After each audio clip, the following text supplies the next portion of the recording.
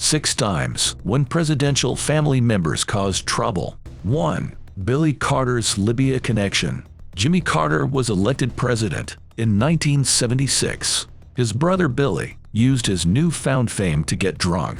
He bragged about smoking pot at the White House. "I'm the only sane one in the family," Billy told reporters. "I can drink 20 to 25 beers, but not every day." Carter launched his own brew called Billy Beer. He published a book, Redneck Power: The Wit and Wisdom of Billy Carter.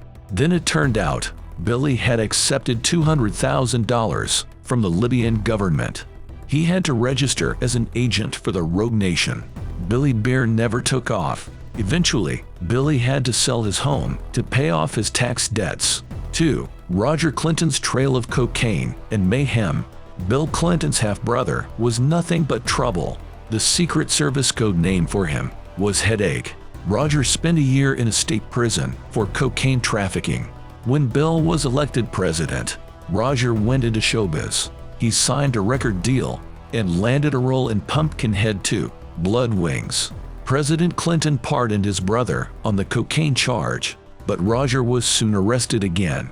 This time the charges were DUI and disturbing the peace. He was also under FBI investigation for bribery. Allegedly, Roger asked his brother to pardon 6 other drug felons. 3. Jenna and Barbara Bush's underage drinking. In 2001, George W. Bush's twin daughters gained notoriety. First, Jenna was cited for using a fake ID to buy booze. She pleaded no contest to the charges. Jenna got off with a $600 fine and a suspended driver's license. Within weeks, Barbara Bush made headlines for the same reason. She was charged with possession of alcohol. Barbara also pleaded no contest and paid a $100 fine. 4. Donald Trump Jr.'s many scandals. In 2016, Don came under fire for his racist tweets, such as, "If I had a bowl of Skittles and I told you just 3 would kill you, would you take a handful? That's our Syrian refugee problem." Then he met with Russian operatives during his dance campaign. He allegedly offered them damaging info on Hillary Clinton. In 2019, Don traveled to Mongolia to hunt endangered sheep.